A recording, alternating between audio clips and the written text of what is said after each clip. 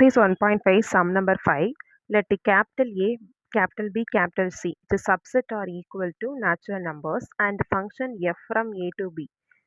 Function வந்து எஃப்லேருந்து A to பிக்கு போச்சு அப்படின்னா அந்த ஃபங்க்ஷன் எப்படி டிஃபைன் பண்ணியிருக்காங்க அப்படின்னா f of x is equal to 2x + 1ன்னு சொல்லியிருக்காங்க.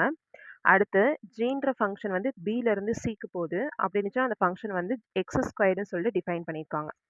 என்ன கண்டுபிடிக்கணும் அப்படின்னா ரேஞ்ச் வந்து கண்டுபிடிக்கணும். எஃப் டாட் ஜிக்கும் ஜி டாட் எஃப்க்குமான ரேஞ்சை நான் வந்து இந்த ரெண்டு ஃபங்க்ஷனை யூஸ் பண்ணி கண்டுபிடிக்க சொல்லியிருக்காங்க. எங்கேயுமே கண்டிஷன்ஸ் நமக்கு கொடுக்கல.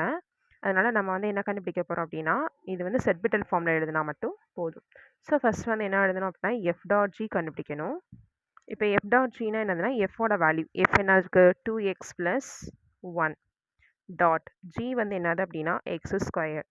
ஸோ இங்கே இருக்க எக்ஸுக்கு பதில் அப்படியே ரீப்ளேஸ் பண்ணிட வேண்டியதான். இப்போ என்ன கிடைக்கும் அப்படின்னா 2 × x² + 1 முடிஞ்சிச்சு.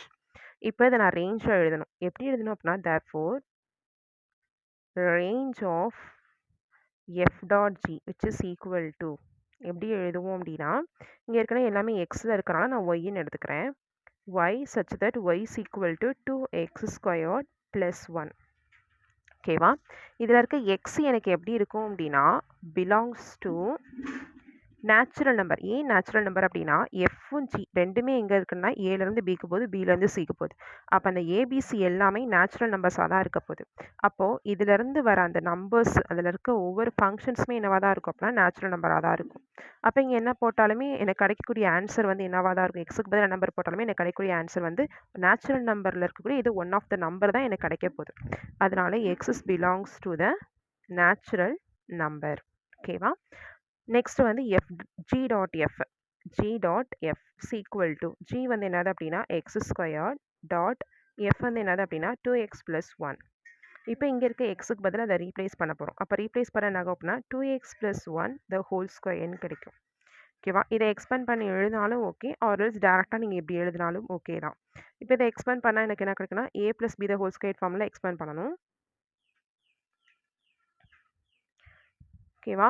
ஸோ இந்த ஃபார்முலா நீ எக்ஸ்பேண்ட் பண்ணி கண்டுபிடிச்சாலும் ஓகே தான். இப்போ இந்த ஃபார்முலா எக்ஸ்பேண்ட் பண்ணால் என்ன வரும் அப்படின்னா ax² 2x the whole square + 1² + 2 × ab.